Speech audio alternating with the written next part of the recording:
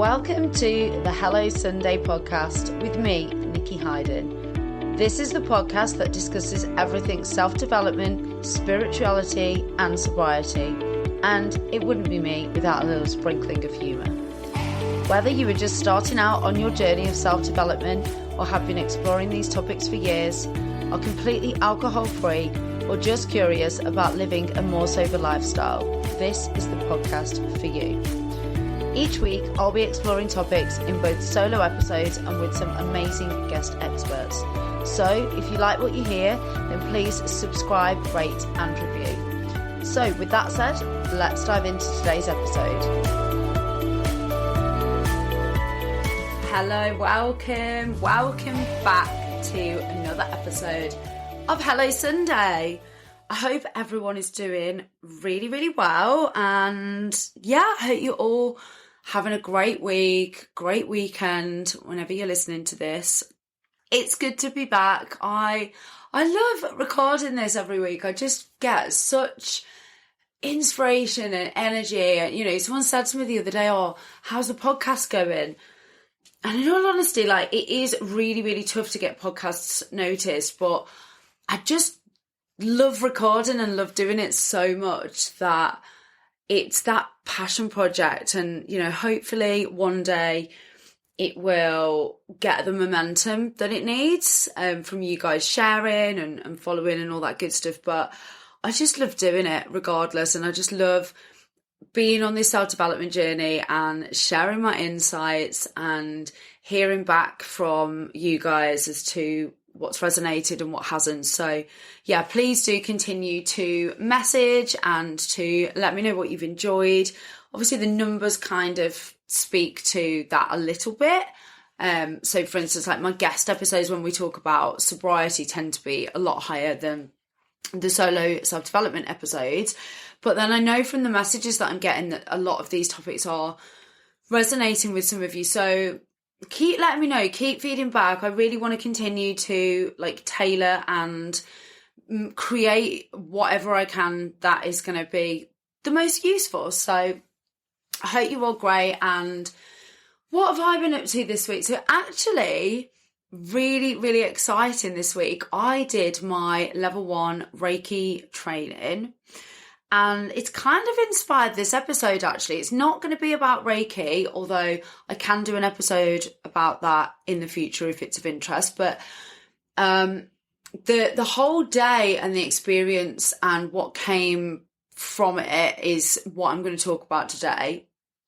But let me just kind of just cover off exactly what Reiki is, just for those of you that don't know. And like I say, I can do a whole episode of kind of more of the detail around how it works and what that, you know, whole energy healing sector can offer and look like. But so Reiki, as I've just alluded to, is a form of energy healing. It's working, Reiki literally translates to life energy, life source. So it's the energy that we have all around us, that everything is, well, that everything exudes energy and everything kind of takes and gives energy. And it's using that energy to relax and heal, whether that is people, whether that is adults, children, it could be plants, any living thing, animals. And so I went on Monday, just gone, to do my first level 1 in energy healing with an amazing lady who I'm actually going to have on the podcast in June. She does all sorts of energy healing, hypnotherapy, she does NLP, she does EMDR, which is the eye movement therapy. So she's trained in loads of like therapies and modalities, and Reiki is just one of them that she is a master in. So I went along on Monday, and I'm not going to lie, it probably came, I booked this quite a while ago, a few months ago in fact, right at the start of the year. And it was very much a case of when Sunday came, whilst I was so excited and so looking forward to it, there was also a part of me that was like, oh, I've got to take a half day on Friday from the business because I'd got some appointments and I am heading down to Birmingham for a wedding. And just having that extra day out was making me feel really stressed out and just like, oh, I've got so much to tick off my to-do list and how am I going to get it all done? But I knew in my heart of hearts that it was going to be a great day and I knew that I'd benefit from it. It's just that stress, isn't it, of anything taking you out of your normal routine when you're really busy and really need to be focusing on work. But I knew that I'd committed to it. I knew that I wanted to do it for myself. I knew that I didn't want to let Abby down, the Reiki master and trainer. And I knew that it was going to be amazing. So on Monday, I went along to the Reiki training session and it was on all day and it was with myself and 4 other ladies. So there were 6 of us in the room together, myself, the 4 other students and Abby, the Reiki master. And we spent the first half of the day talking around like the history of Reiki and the theory and how Reiki works and why it works and all this sort of stuff. And then in the afternoon, we spent the whole afternoon doing practice on each other and really working with the energies. And we also did what's called an attunement in that time as well, where Abby uses Reiki to open up your ability to feel the energies more and to work with the energies. And it was just such a great day. And I came away from that day feeling so clear and so just grounded and back to myself. And I'd actually planned on doing work when I got home, but it was such a gorgeous sunny day. Me and my husband went for a walk and then I carried on walking when he went home and I was chatting to my mum on the phone and it was just one of those afternoons where I thought, if I go back to work and I go back into that hustle and that sort of alpha male masculine energy, I know that I'm going to lose this feeling and I want to bottle it and I want to keep it. And so I didn't. I made the decision to just put everything into the next day and to just do whatever I needed to do to remain grounded and remain in my body and remain just in that state of calm. And it wasn't even relaxation. It was just a sense of like, oh, yeah, like contentment. And so I thought about it and I was like, do you know what? There's so much to be said for grounding yourself and coming back to your body. And rather than pushing and continuing to go down that path of needing to do an action and creating more stress, there's points in the day or the week where we really need to do those things. I'm not saying take a whole day out to do an energy healing workshop, but to do things for ourselves that are going to help to create that sense of calm and not necessarily relaxation, but just being in our body rather than in our mind. And when I say that, what I mean is, so you know when you've got like your mental to-do list and you've got the mental stress of maybe what you need to do at work, what you need to do at home, ticking off going to the gym or doing exercise, and you've got all the things that you've got to think about, and then you've maybe got a holiday to book or weekend plans that you need to get sorted or play dates with the kids, and all of this mental load, as well as keeping on top of the housework and the washing, and it all adds up in your mind and it makes you feel stressed and overwhelmed and in your head rather than in your body. So the difference for me, at least, between being in my head and being in my body is when I'm in my body, I feel very connected. I feel like I can think clearly. I feel like I am very calm and I can deal with things. And when I'm in my head, I feel very overwhelmed, very stressed. I feel like the physical symptoms of that for me manifest in like jaw tightness and tight shoulders and headaches, and it's that feeling of just feeling like you've got a never-ending list and like things are just getting away from you and you don't feel in control, whereas feeling in your body is the complete opposite of that. And so managing your energy, whether that is just on a weekly basis or I'd recommend on a daily basis, is so important to make sure that we're not exhausting ourselves and burning ourselves out and feeling that sense of overwhelm. And it feels counterintuitive and counterproductive when you're really busy, to just stop and to just take that time to rebalance yourself. But actually, it's a case of taking one step back to take 2 steps forwards. So yesterday, it felt to me like taking that day out was just going to throw my whole week, and I was going to be so like busy and stressed. But actually what it's done is given me a sense of clarity and connection to myself that then for the rest of the week allowed me to do better work and to be more, I guess, connected to what it was that I needed to do versus all the things on my list that I'd put down at the start of the week that I wanted to get done. And it just gave me that sense of, okay, I can do this. And in fact, everything felt more manageable. And so just taking time out to do a couple of things a day, or even just one thing to bring yourself back to your body and out of your head, and just to create that sense of calm and connection, can be so beneficial to actually being productive. It's like taking the time to calm and to relax and to just center yourself will propel you forwards. It's like, you know, bringing yourself back. Imagine like a catapult. You draw it back slowly so that then you can catapult it super far. And that drawing back slowly is taking that time and doing those activities that you know can do that for you. It's breaking the pattern. It's interrupting your day to create a new sense of direction.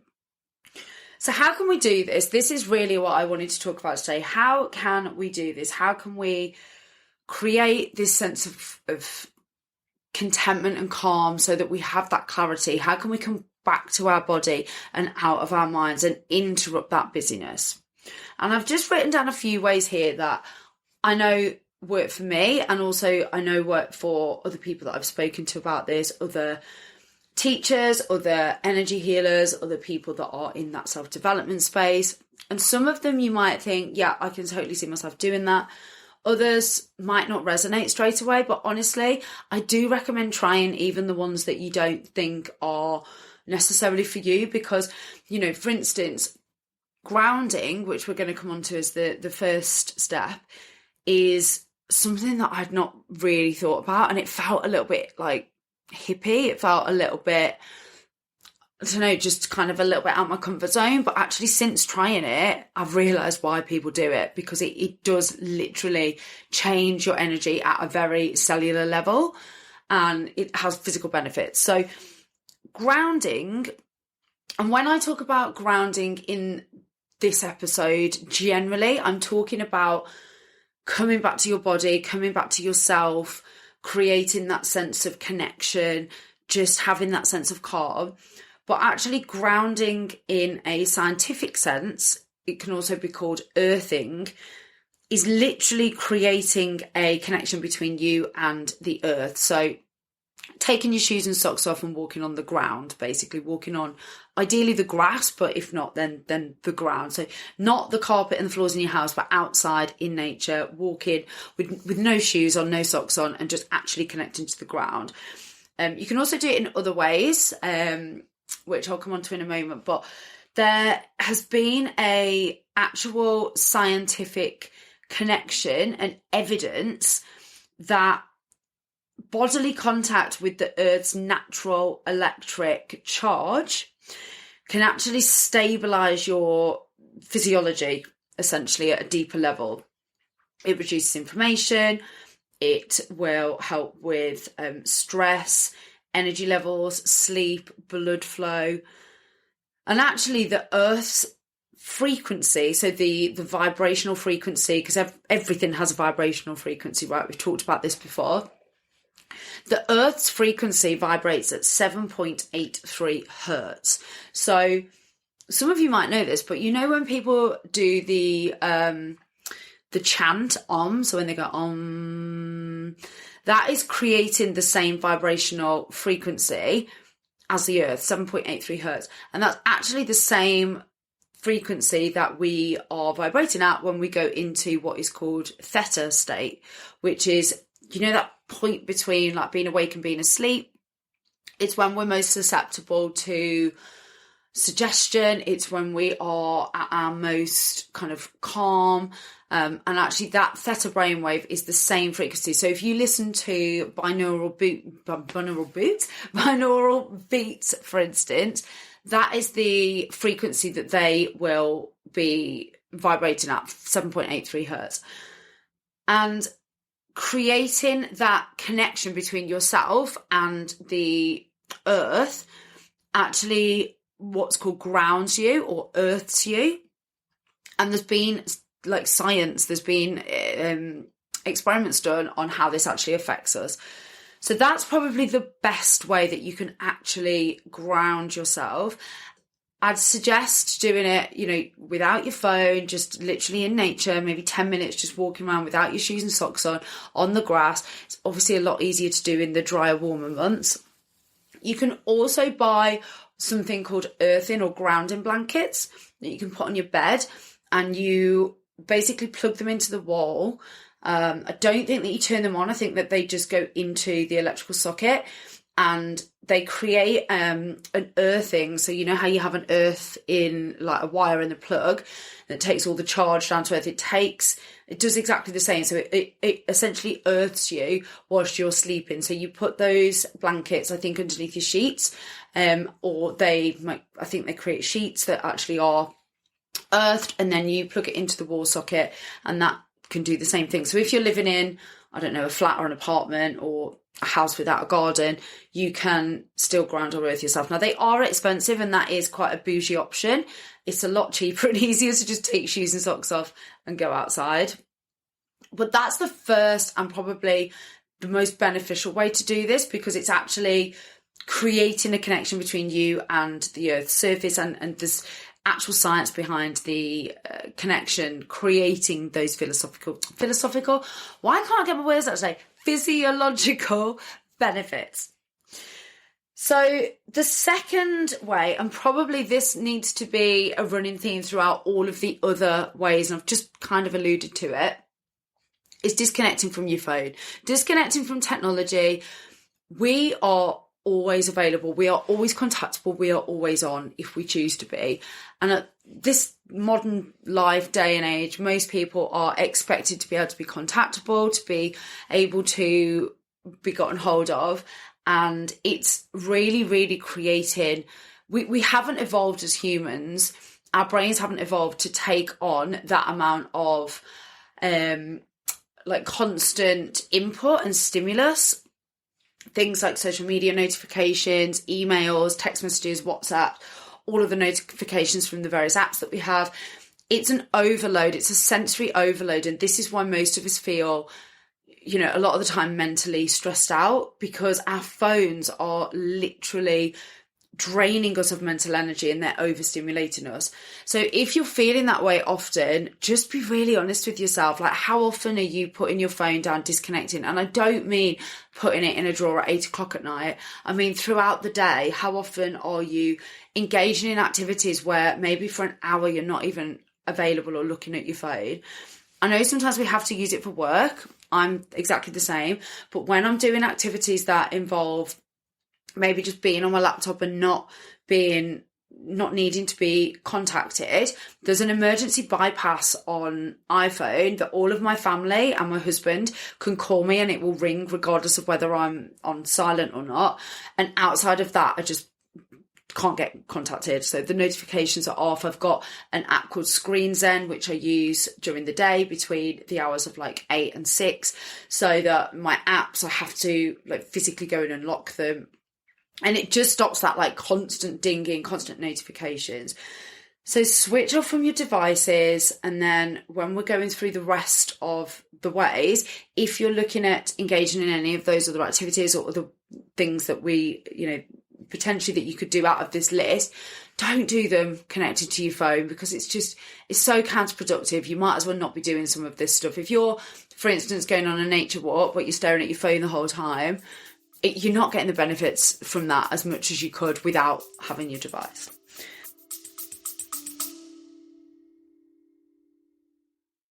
For those of you that are regular listeners to the show, or maybe you know me personally, you won't have been able to get away without hearing me talk about Simprove. Simprove is a scientifically backed water-based probiotic drink. You drink it daily and it has been scientifically proven to help with things like bloating, IBS symptoms, pain. It was actually a dietitian friend of mine that introduced it to me last year, and I honestly wouldn't be without it now. It's helped with my energy, with my bloating, it's helped with my immune system, and also things like my skin. The list is honestly endless. Now, I have got a code for you. So if you'd like to try Simprove, you can get 50%, that's a massive 50% off your first 3-month subscription by going on to simprove.com and putting in the code Nikki50. That's NIKKI50, or clicking the link in the show notes. So the third way that I've put here is meditation. Now, when I say meditation, I'm not necessarily suggesting you have to sit cross-legged chanting Om for 20 minutes. In fact, that's not the way that I've ever done it at all, but just stillness, just complete stillness, and not watching TV, not looking at a screen, just being still, being calm, just following your breath, and just completely, when people hear the word meditation, they get a little bit, oh, but my mind's racing. Yeah, and that's the point. The whole point is that regardless of your mind racing, you just might notice the thoughts. You might, for a second, get carried away with the thoughts. You know, what we're having for dinner. Oh, that reminds me, I didn't put onions on the shopping list. Or, oh, I need to arrange for the kids to have tea with so-and-so. Or notice those thoughts, but then try and just come away from them. And a good way to do that is just focusing literally on your breath, in and out, in and out, in and out. And you're going to have thoughts. It's natural. You're going to have points within that period, that 5 or 10 minute period, where you're thinking about stuff. But as long as you're noticing that you're thinking about it and trying to push that thought away, that is meditation. That is at its easiest stages. That is what meditation is. No one's expecting you to be, Buddha levels of reaching nirvana on the first time that you do this, but just sitting and being still and not having your phone on and not having any devices and just being calm. That 10 minutes, I cannot tell you what difference it will make for the rest of your day and how you feel, your stress levels, how you cope with things. So just being still or meditating is probably my favourite way. And you can do that anywhere. You can do that on public transport. Just sit and close your eyes, or put on a guided meditation if you don't think that doing it yourself. Insight Timer or Headspace or the Calm app are really, really great tools, or just YouTube. And then the fourth way that I've noticed here is just, I've put breath work, but actually just noticing and controlling your breath. So I'm actually going to train in breath work as well later this year, because it's something that I have just become so fascinated with. It's the easiest, most available tool to us, and yet it is so underrated. How we breathe literally controls our nervous system. If we are breathing shallow breaths and quickly, it immediately spikes our adrenaline, our nervous system kicks in. If we are taking slow and controlled breaths, then we're going to feel more calm, we're going to feel more in control.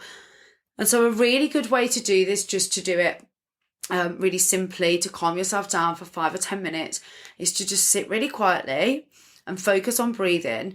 In for 4. So you breathe in through your nose, 1, 2, 3, 4. Hold your breath for 4. So just literally hold at the top, and then breathe out through your mouth for 8. So you breathe in, 2, 3, 4, hold, 2, 3, 4, and then breathe out, 2, 3, 4, 5, 6, 7, 8. And what that does is breathing out for longer than you breathe in after you've held it as a pause will help to essentially to what's the word? I was going to say ignite, but that's definitely not the word. But it helps to activate your parasympathetic nervous system, which will calm you down. And if you do it for a few rounds, a few breaths, a few minutes, you'll feel yourself calm down. Your breath is the easiest tool that you have available to calm yourself instantly. You don't have to have fancy apps or go to classes. You can literally do this for yourself in the moment. So maybe do that whilst you're meditating, or just sit and just use your breath. So in for 4, pause or hold for 4, and out for 8. And just noticing and controlling your breath will instantly calm you. Spending time in nature is what I've put down for number 5. Now, for me, going on a daily walk, especially if it's sunny or really nice weather or just bright, is the best way that I can feel just calmer, more connected. I get out of my head. I don't use my devices. And it just creates that sense of the world is bigger than me. I'm just a tiny little cog and tiny little player in this massive earth and universe. And it reminds me of how beautiful things are. So no matter, I mean, that sounds so like hippie, doesn't it? But it really does. Like, if there's wars and genocide and awful atrocities and political shit going on in the world, you can quite often feel like it's not a nice place. But you go out in the woods, or you see squirrels playing, or you go and look at the beauty of the blossom trees, or go and watch a sunset, and you realise that all of that stuff, whilst it's horrendous and it is, it is going on, and there's often a lot that we can't do about it, that actually the world itself, the earth itself, is just so freaking amazing, and that everything connects and works, and the seasons and the tides are controlled by things that they're so much bigger than us and we can't comprehend. And I think that for me just gives me a sense of this is like far bigger than us, and actually worrying over the tiny little things, it's almost obsolete, because everything is going on around us and everything is bigger than us, and it will continue to do so long after we're here. And I think that it just really grounds me. It gives me a sense of, I can't control everything, so why am I trying?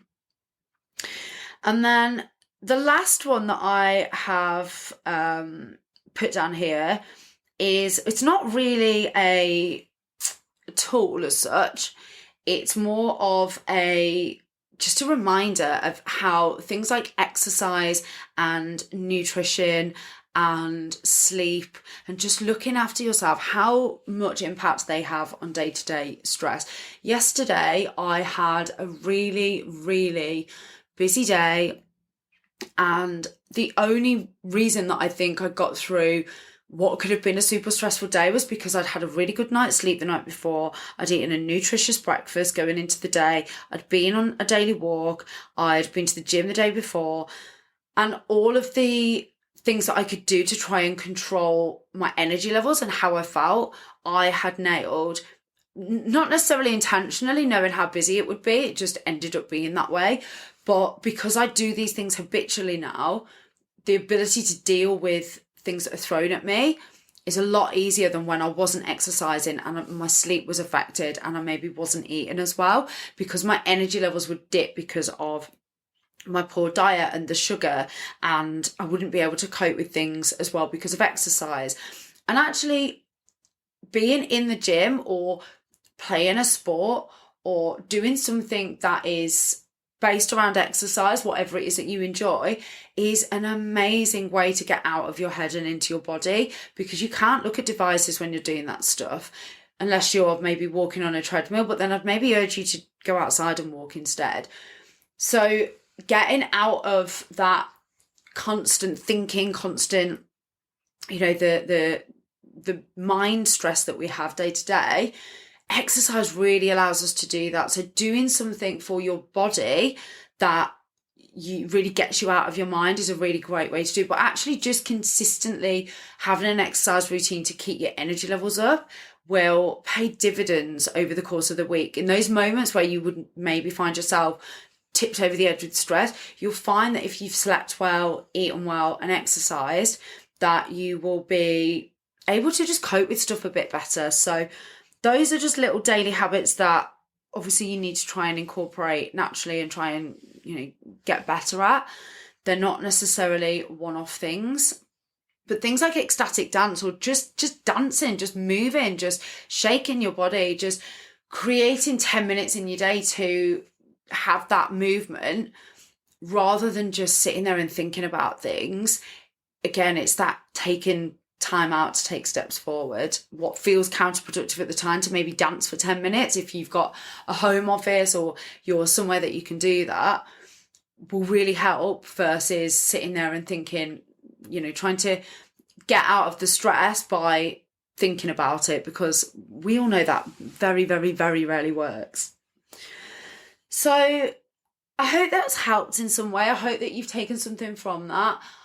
I know that for me, when I'm busy and I'm thinking about doing this stuff, it feels overwhelming just to even take the time to create those pockets of time in the day to take that action and to really create that connection back to my body.